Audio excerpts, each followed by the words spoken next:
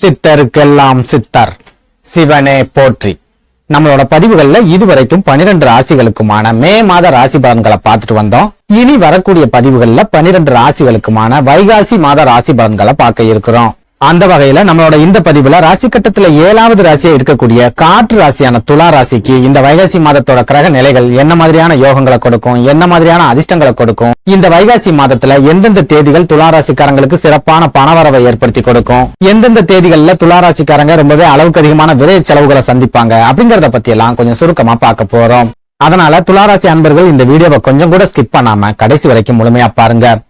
நீங்க ஸ்கிப் பண்ணி வீடியோவை பார்த்துட்டு ஜோசியக்காரன் சொல்றதுல எதுவுமே நடக்க மாட்டேங்குது, பாதி கூட நடக்க மாட்டேங்குது, நம்ம வாழ்க்கையில எல்லாம் ஒரு காலம் விடிவு காலமே வராது அப்படின்னு தனியா உட்கார்ந்து புலம்பிக்கிட்டு இருக்காதீங்க. எதனால இப்படி சொல்றேன் அப்படின்னா, இந்த வீடியோவை நீங்க ஸ்கிப் பண்ணாம முழுசா பார்த்தா மட்டும்தான் இந்த வீடியோவை நான் என்ன சொல்லியிருக்கிறேன் அப்படிங்கறத உங்களால புரிஞ்சுக்க முடியும். அப்படி முழுமையா புரிஞ்சுக்கிட்டா மட்டும்தான் அதுக்கு தகுந்த மாதிரி உங்க வாழ்க்கையில ஒரு சில மாற்றங்கள் அப்படிங்கறத செய்ய முடியும். அப்படி மாற்றங்களை செஞ்சா மட்டும்தான் உங்களுக்கு வரக்கூடிய ஒரு சில ஆபத்துக்களை முழுமையா தவிர்த்துக்க முடியும்.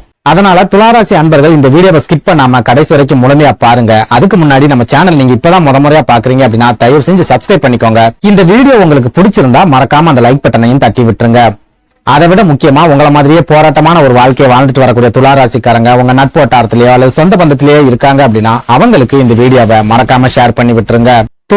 துளாராசியை பொறுத்த வரைக்கும் சுக்கிர பகவான் இந்த ராசியோட அதிபதியா இருக்கிறதால இந்த ராசியில பிறந்தவங்க திறமசாலிகளா இருப்பாங்க, கவர்ச்சிகரமானவங்களா இருப்பாங்க, அழகானவங்களா இருப்பாங்க, அழக ரசிக்க தெரிஞ்சவங்களா இருப்பாங்க, அளவுக்கு அதிகமான புத்திசாலிகளா இருப்பாங்க, சுத்தி இருக்கிற எல்லாரையும் நேசிப்பாங்க, யாரையும் பகைச்சிக்க கூடாது அப்படின்னு நினைப்பாங்க, யாருக்கும் துரோகம் செய்யணும் அப்படின்னு நினைக்கவே மாட்டாங்க. இது எல்லாத்தையும் விட முக்கியமா இந்த ராசியில பிறந்தவங்க ரொம்பவே நேர்மையானவங்களாகவும் இருப்பாங்க.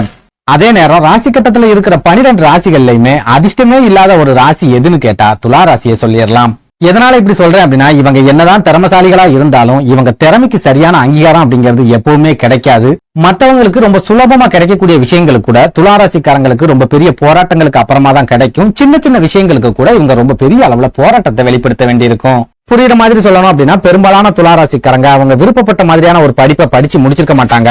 சப்போஸ் இவங்க கஷ்டப்பட்டு போராட்டத்துக்கு அப்புறமா படிச்சு முடிச்சிருந்தாலும் அவங்க படிச்சதுக்கு தகுந்த மாதிரியான வேலை வாய்ப்பு அப்படிங்கறது அமைஞ்சிருக்காது.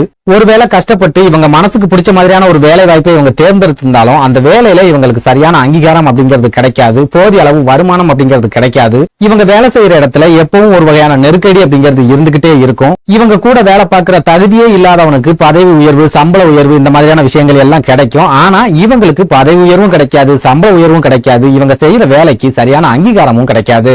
அதே போல சொந்த தொழிலை எடுத்துக்கிட்டோம் அப்படின்னாலும் துளாராசிக்காரங்களால அவ்வளவு சுலபமா சொந்தமா தொழில ஆரம்பிக்க முடியாது. ஒருவேளை கஷ்டப்பட்டு பெரிய போராட்டத்துக்கு அப்புறமா தொழில ஆரம்பிக்கிறாங்க அப்படின்னாலும் அந்த தொழில பெரிய அளவுல முன்னேற்றம் அப்படிங்கிறது இருக்காது. அதையும் மீறி ராப்பகலா கஷ்டப்பட்டு உழைச்சி தொழில முன்னேற்ற பாதைக்கு கொண்டு வந்துட்டாலும் அந்த தொழில் மூலமா இவங்களுக்கு நிறைய மன அழுத்தங்கள் தான் ஏற்படுமே ஒழிய தொழில ஆரம்பிச்சிட்டோம் நம்ம நிம்மதியா இருக்கலாம் அப்படின்னு இவங்களால ஒரு நாளும் நிம்மதியா இருக்க முடியாது.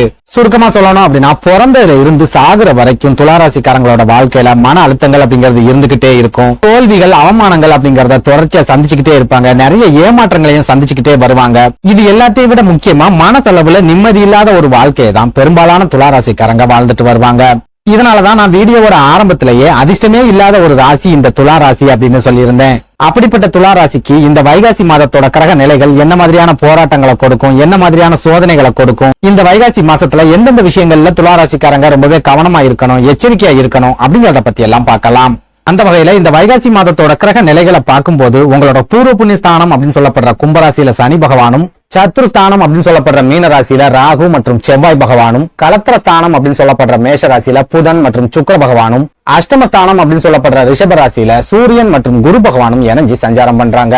இந்த கிரக அமைப்புகளை வச்சு பார்க்கும்போது துளாராசிக்காரங்களுக்கு இந்த வைகாசி மாதமும் ஒரு சில நெருக்கடிகளை ஏற்படுத்தக்கூடிய மாதமாவே இருக்க போகுது அப்படின்னு சொல்லலாம். குறிப்பா குரு பகவானும் சூரிய பகவானும் ஒன்னா இணைஞ்சு உங்களோட அஷ்டமஸ்தானத்துல இருக்கிற காரணத்தால உடல் ஆரோக்கிய பாதிப்புகள் அப்படிங்கிறது கண்டிப்பா ஏற்படும். குறிப்பிட்டு சொல்லணும் அப்படின்னா, வயிறு சம்பந்தமான பிரச்சனைகள், சிறுநீரகம் சம்பந்தமான பிரச்சனைகள், குடல் சம்பந்தமான பிரச்சனைகள், செரிமான கோளாறுகள் இந்த மாதிரியான ஒரு சில உடல் ஆரோக்கிய பிரச்சனைகள் இந்த வைகாசி மாசத்துல உங்களுக்கு கண்டிப்பா ஏற்படும். அதே போல உங்க குடும்பத்துல இருக்கிறவங்களோட உடல் ஆரோக்கியத்திலையும் இந்த வைகாசி மாசத்துல ஒரு சில பாதிப்புகள் அப்படிங்கிறது ஏற்படலாம்.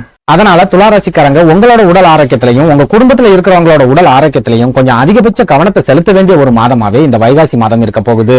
இது கூடவே குரு பகவானோட இணைஞ்சு சூரிய பகவானும் அஷ்டமஸ்தானத்துல இருக்கிற காரணத்தால உங்க தந்தைக்கும் உங்களுக்கும் சின்ன சின்ன மனஸ்தாபங்கள், வாக்குவாதங்கள், சண்டை சச்சரவுகள் இந்த மாதிரியான பிரச்சனைகள் ஏற்படலாம். அப்படி இல்லைன்னா தந்தையோட உடல் ஆரோக்கியத்துல பாதிப்புகள் ஏற்படுறது, தந்தை மூலமா நிறைய விரை செலவுகளை சந்திக்கிறது, தந்தை வழி சொந்தங்கள் மூலமா ஒரு சில பிரச்சனைகள், போராட்டங்கள் அப்படிங்கிறது உங்களுக்கு ஏற்படுறது, இந்த மாதிரியான பிரச்சனைகளை சந்திக்கிறதுக்கும் இந்த வைகாசி மாசத்துல அதிகமான வாய்ப்புகள் அப்படிங்கிறது இருக்குது. போதாக்குறைக்கு ஒரு சில துளாராசிக்காரங்க தந்தை வழி சொத்துக்கள் மூலமா பிரச்சனைகளையும், வம்பு வழக்குகளையும், நீதிமன்ற வழக்குகளையும் சந்திக்கக்கூடிய ஒரு மாதமாவே இந்த வைகாசி மாதம் இருக்க போகுது. அடுத்ததா பண வரவை பொறுத்த வரைக்கும் துளாராசிக்காரங்களுக்கு இந்த வைகாசி மாசத்துல ஏற்ற இறக்கமான பண வரவு அப்படிங்கிறது இருக்கும். அதாவது ஒரு நாள் உங்க கைகள்ல பணம் தாராளமா புழங்கும், பல வழிகள்ல இருந்தும் பணம் உங்களை தேடி வரும். அதே நேரம் மறுநாளே நீங்க சிங்கிள் டீக்கு கூட வழி இல்லாம நிக்கக்கூடிய ஒரு சூழலும் இந்த வைகாசி மாசத்துல ஏற்படும். அதனால துளாராசிக்காரங்க உங்க கைகள்ல பணம் இருக்கிற நேரம் தேவையில்லாத செலவுகளை செய்யாதீங்க. அதுலயும் முக்கியமா நண்பர்கள் கூட சேர்ந்து ஊர் சுத்துறது, வெட்டியா வீண் செலவுகளை செய்யறது, இந்த மாதிரியான பழக்க வழக்கங்களை இந்த வைகாசி மாசத்துல முழுமையா தவிர்த்துடுங்க. அதை விட முக்கியமா நீங்க பணத்தை சம்பாதிக்கிறதுக்கு எந்த அளவுக்கு முக்கியத்துவம் கொடுக்கறீங்களோ அதே அளவுக்கான முக்கியத்துவத்தை பணத்தை சேமிக்கிறதுக்கும் கொடுக்கணும். ஏன்னா உங்க கைகள்ல இருக்கிற பணம் எந்த நேரமும் விரைய செலவா போயிடும் அப்படிங்கறதால நீங்க சேமிக்கிற பணம் மட்டும்தான் உங்களோட இக்கட்டான நேரங்கள்ல உங்களுக்கு உதவிகரமா இருக்கும். அதனால துளாராசிக்காரங்க இந்த வைகாசி மாசத்துல ரொம்ப ரொம்ப சிக்கனமா இருங்க. ஒரு ரூபாயா இருந்தாலும் அந்த ரூபாயை சேமிக்க முயற்சி பண்ணுங்க. அடுத்ததா குடும்ப வாழ்க்கையை பொறுத்த வரைக்கும் உங்களோட களத்திர ஸ்தானம் அப்படின்னு சொல்லப்படுற மேஷ ராசியில சுக்கிரனும் புதனும் ஒன்னா இணைஞ்சு இருக்கக்கூடிய இந்த காலகட்டம் குடும்ப வாழ்க்கையில மகிழ்ச்சியையும் சந்தோஷத்தையும் எதிர்பார்க்கலாம். குறிப்பிட்டு சொல்லணும் அப்படின்னா கணவன் மனைவிக்கிடையே இருந்துட்டு வரக்கூடிய மனக்கசப்புகள் எல்லாம் இந்த வைகாசி மாசத்துல முழுமையா விலகும். கணவனும் மனைவியும் ஒருத்தர் நல்லா புரிஞ்சுக்குவீங்க. கணவனுக்கும் மனைவிக்கும் இடையே நெருக்கம் அப்படிங்கிறது அதிகரிக்கும். இதனால் வரைக்கும் உங்க குடும்ப வாழ்க்கையில எவ்வளவோ பிரச்சனைகள் இருந்துட்டு வந்தாலும் இந்த வைகாசி மாசம் உங்களுக்கு சந்தோஷத்தையும் மகிழ்ச்சியையும் ஏற்படுத்தி கொடுக்கிற மாதமா இருக்கும். சுருக்கமா சொல்லணும் அப்படின்னா இந்த வைகாசி மாசத்துல உடல் ஆரோக்கிய பாதிப்புகள், சொந்த பந்தங்கள் கூட பிரச்சனைகள் அப்படின்னு ஒரு சில நெருக்கடிகளை நீங்க சந்திச்சாலும் உங்க வாழ்க்கை துணை கிட்ட இருந்து உங்களுக்கு சிறப்பான ஆதரவும் அன்பும் கிடைக்கும். அப்படிங்கறதால பெரிய அளவுக்கு மன அழுத்தம் இல்லாத ஒரு மாதமா இந்த வைகாசி மாதம் இருக்கும் அப்படின்னு நம்மளால அடிச்சு சொல்ல முடியும். அதுலயும் முக்கியமா இந்த வைகாசி மாதத்தை பொறுத்த வரைக்கும் துளாராசிக்காரங்களுக்கு களத்திர ஸ்தானம் அப்படின்னு சொல்லப்படுற மேஷராசி தான் முழுக்க முழுக்க பலமான ஸ்தானமா இருக்குது. அதனால துளாராசிக்காரங்க இந்த வைகாசி மாசத்துல ஏதாவது முக்கியமான முடிவுகளை எடுக்கிறீங்க அப்படின்னா உங்க வாழ்க்கை துணை கிட்ட ஆலோசனை பண்ணிட்டு அதுக்கப்புறமா முடிவுகளை எடுங்க. குடும்ப பொறுப்புகளா இருந்தாலும் சரி அல்லது நிர்வாக பொறுப்புகளா இருந்தாலும் சரி உங்க வாழ்க்கை துணையோட மேற்பார்வையில நீங்க முடிவுகளை எடுக்கிறீங்க அப்படின்னா பெரிய அளவுக்கு உங்களுக்கு வீழ்ச்சிகள் அப்படிங்கிறது இந்த வைகாசி மாசத்துல இருக்காது.